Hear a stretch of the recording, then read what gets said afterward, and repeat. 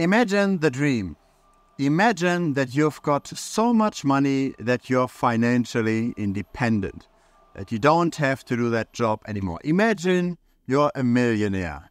Imagine you wouldn't have to worry about money. There was a time in your life where this was actually the case already. When you were a child, you were financially independent. Your parents took care of everything. In the very, very early days, you didn't even have a concept of money, right? Everything had been taken care of. That is our childhood. This is the childhood that we also provide to our children. We grow up with the concept of money after a while, but we start off with simply just being financially free. Now, the way this develops is actually quite interesting, because at the beginning, we don't care about any money whatsoever. And then after a while, we get exposed to capitalism. We get exposed to the marketing machines.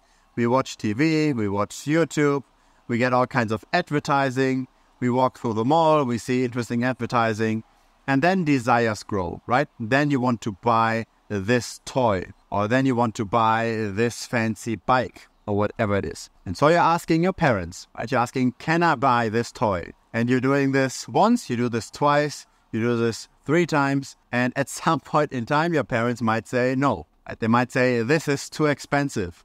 Or they might say, you already got a toy yesterday, we can't buy another one today. So this is the first time you learn about the concept of money, right? That you can't just get any toy whenever you want. There is a limit to how much you can fulfill your desires based on how much money you have. And what then usually happens is that because parents don't want to get annoyed always with all of those requests for buying toys, what you then will get exposed to is pocket money, right? You get a regular cash flow for the first time in your life. And this then later on translates into the job, right?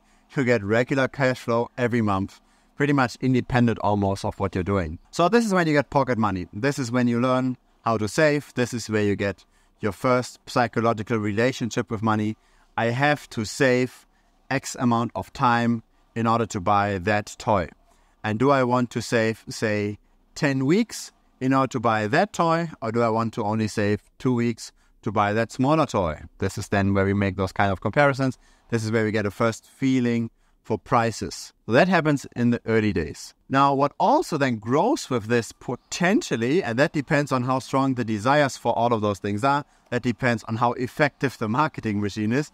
What grows with that is the desire for more money, right? Because the more money we have, the more toys we can buy. And this pretty much translates then also into later life, right? The more money we have, the bigger of a house we can have. The more money we have, the better of a car we can have, etc. So those materialistic desires, they develop in childhood and they transcend all the way later into adulthood. Now, some people get stuck in that relationship with money, right? They simply just think about how much money do I earn? How much money can I spend? And they simply just save in order to then spend it afterwards. Others might transcend this after a while. Let's say the cash flow isn't that stable anymore, right? Let's say you got laid off the first time. Suddenly you notice that actually having an emergency fund might not be the worst idea on the planet, right? Because then you get totally stressed out. You maybe have only 1 or 2 months saved up. You now lose your job. And now you're wondering, what should I do now, right? Should I now spend my credit card limit in order to survive? So this is when the stress levels suddenly increase. This is then where the desire for safety comes in. This is then where an emergency fund gets saved, etc. And when you get into that topic, then probably you learn about finance in general, and then you learn about maybe I should also be saving, say, for retirement, right? When I cannot work that much anymore. So that is then the second level, the second psychological level. After saving for the next purchase, it's saving for the next emergency, or it's saving for retirement. But I believe the issue that most people have is when they're setting financial goals, the issue that I see most of the time is that people simply think about, I want to have X amount of money, as in I want to become a millionaire, because as a millionaire, you can buy the expensive car. As a millionaire, you don't have to worry about the monthly bills, etc. But I think that's actually the wrong way to think about it. Because if you have the target of becoming a millionaire, what you're actually doing indirectly is you have the target of becoming old. Because the majority of millionaires is older than 55 years. If you are 35 years and you're already a millionaire, then you're among the top 2% of millionaires, the youngest 2% of millionaires. So being rich, quote unquote, and young is super, super uncommon. Being a millionaire when you're older is way more common. So if you're focusing too much on becoming a millionaire, chances are that you're actually focusing on just saving a lot and becoming old. And if you're waiting to be happy until you're a millionaire, you're simply just waiting to be old. And at that point, right, once you're in the 50s, 60s, maybe 70s, at that point in time, you might be financially free, but you might have other issues, right? You might have health issues, etc. And you might have focused too much on money, and you might have forgotten about, say, making your own family, or you might have forgotten about taking other responsibilities. I believe the way more important target than net worth is cash flow.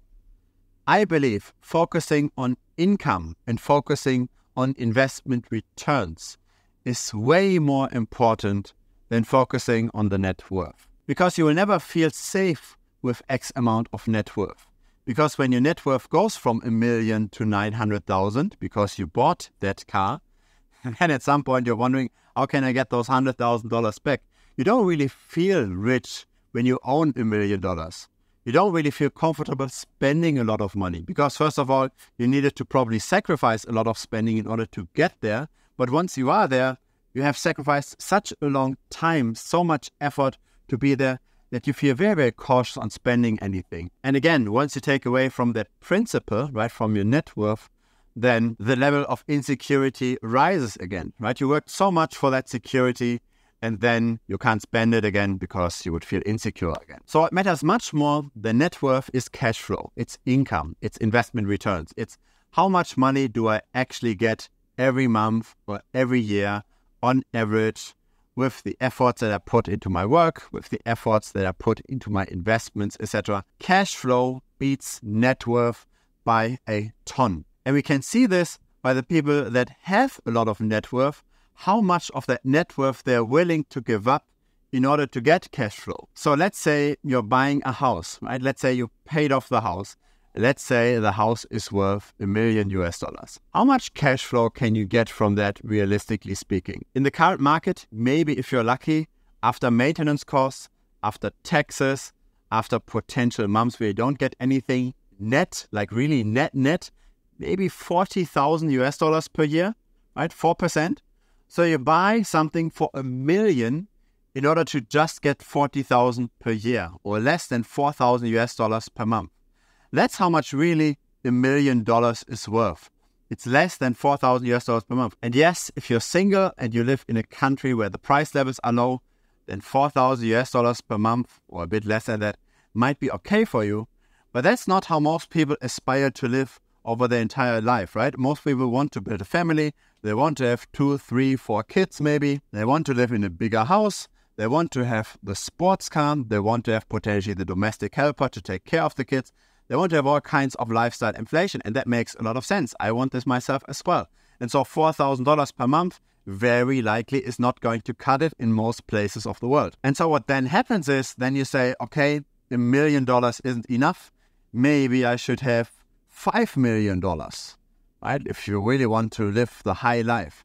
Let's say you want to have $5 million because that would translate into monthly cash flows that can cover everything relatively easily. But think about how likely is it that you will achieve $5 million at a young age when you're still growing your family, right?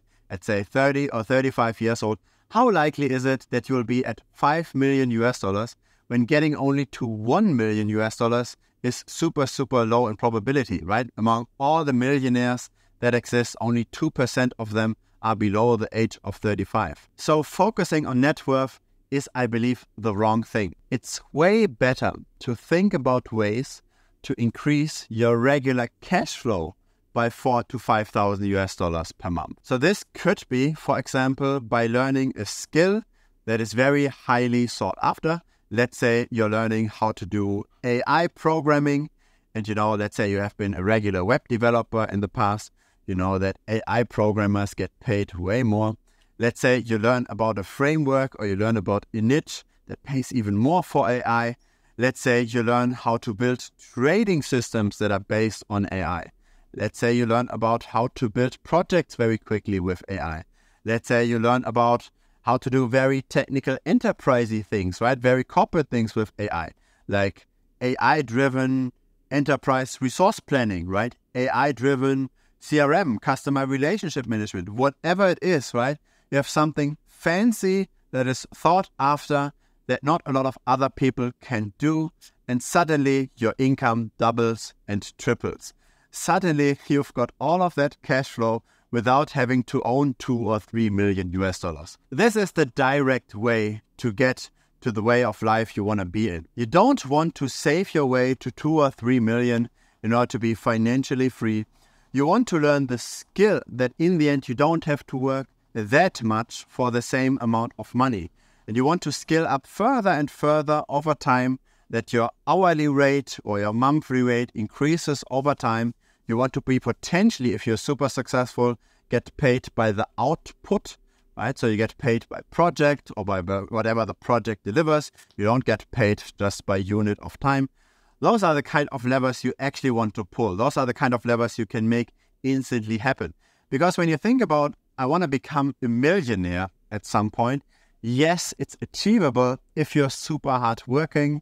But in the end, once you did achieve it, you don't really feel that different because you don't want to pay that principal, because the passive income you can get from $1 million isn't really that high. And saving the $1 million is way harder of a thing than learning that one skill and then changing jobs, upskilling yourself, and making more money that way. Here's the problem with crypto YouTube. People promoting becoming degen or buying 100x coins. That's what gives clicks, but that's not what's going to bring you forward. I refuse to take money from centralized exchanges. I refuse to take money from crypto projects. I refuse to pump and dump a coin and filling up my pockets in the background. I don't do any of this. Instead, I share my knowledge in the form of tutorials in the premium membership. So that's content that won't do well on YouTube, but that builds up skill over time. You can also directly contact me over there. You can directly pick my brain. Feel free to check it out. TheBitcoinStrategy.com is the link. And so this video is simply to address this simplistic view of money, right?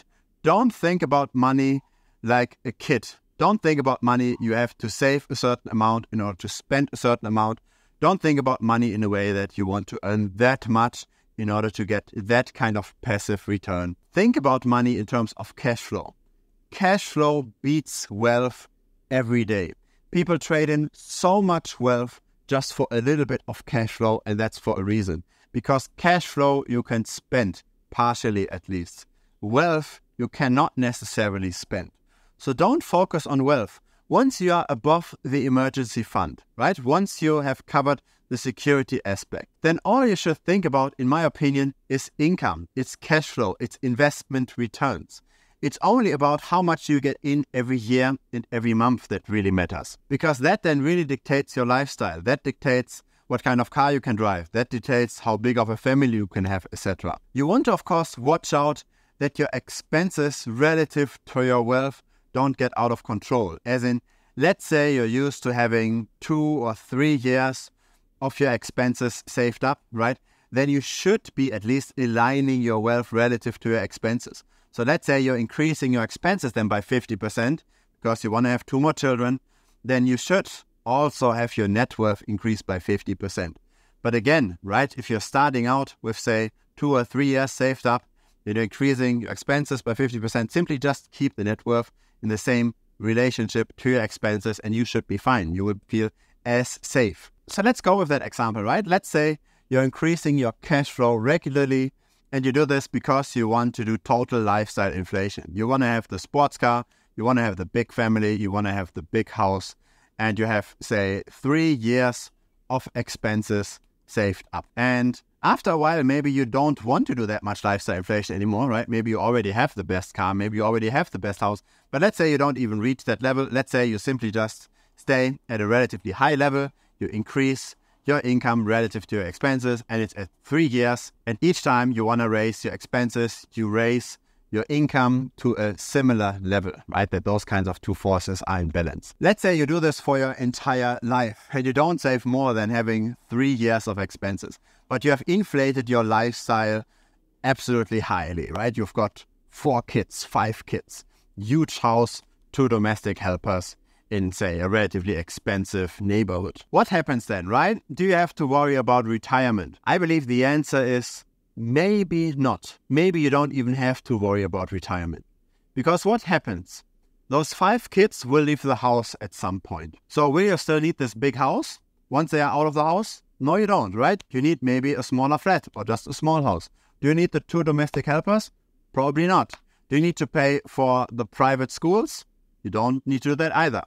So the expenses suddenly drastically drop once you retire. So I do not believe in the idea of retirement once you reach a certain net worth, because that's very hard to achieve. I believe in retirement once you don't have the obligations anymore, the financial obligations of a family.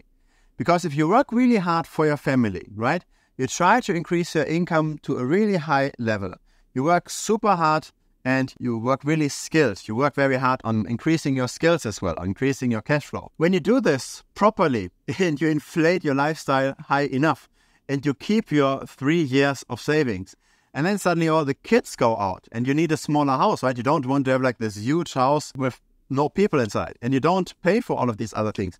Your expenses will easily go down by 2/3, right? Because all of the expenses are just all this other stuff, right? The education, the house, the helpers, the whatevers, right? You suddenly need 3 cars or 4 cars. Maybe you have to pay cars for the kids as well. You don't have this anymore once they're out of the house. Your expenses plummet. And once they are out of the house, then you can retire. Because let's say you're moving then from 3 years of expenses, because you're reducing your expenses by 2/3, you're then suddenly moving from 3 years to 9 to 10 years. So suddenly, once the kids are out of the house, you've got 10 years of expenses saved up. Now, can you already retire with 10 years worth of expenses? Maybe not. Maybe you need 20 years. But there's also a very simplistic view of things, right? What you could do, right, if you really don't want to save above the 3 years of expenses when you're this high earner with a big family, what you could do is, in theory, let's say you raised your kids very internationally, they went to international schools, they all go to different countries anyways, they don't stay at home where you raised them, they go everywhere. This is what happened with my family, right? Not with my kids, but I was a kid at one point as well, right? My brother went to another country, I went to another country, my parents live somewhere else. We meet 3 to 4 times a year, visit each other, but that's basically our communication. I don't want to go too much into private details, but yeah, we keep very often very close contact. We Skype a lot, etc. So family life is great, but all the kids are raised very internationally. They move out everywhere. What you can then do, right, if you work that hard with the big family in this expensive place, you could simply just relocate to a cheaper place. This is also what my parents did. My parents worked in a big city, or let's say in a medium-sized city, but yeah, they worked in the city. And then once they retired, they moved to a house. So they built themselves a small house next to a lake, countryside. They moved over there and have now way lower expenses, of course, because everything in the countryside is way cheaper. And you tend to just spend less when you're retired, right? You tend to do things that aren't that expensive anymore. So you have also less desire to spend money once you get older. So simply by having this 10 years of expenses, by moving to the countryside, this might turn into 15, 16, 17 years of expenses. And yeah, then in the end, you probably already have everything. You don't need to buy fancy clothes anymore because your wardrobe's already full with stuff. All the expenses you really have is maybe transportation, is maybe going out every now and then. And yeah, what happens usually is once you grow older is that you actually do enjoy the routine, right? You do enjoy the safety. Lots of people don't go that much onto adventurous travels anymore, at least not the super expensive stuff, right? Every now and then, of course, but expenses, also the desires for spending money tend to go down. The marketing machine is very effective when you're a kid. It's not that effective anymore once you're older. You don't necessarily need the newest iPhone anymore when you're 60. So there's a few things to think about, right? Financial planning is sold very differently on YouTube and across literature as well, I believe. Most people think you have to focus on net worth. I don't think that's true.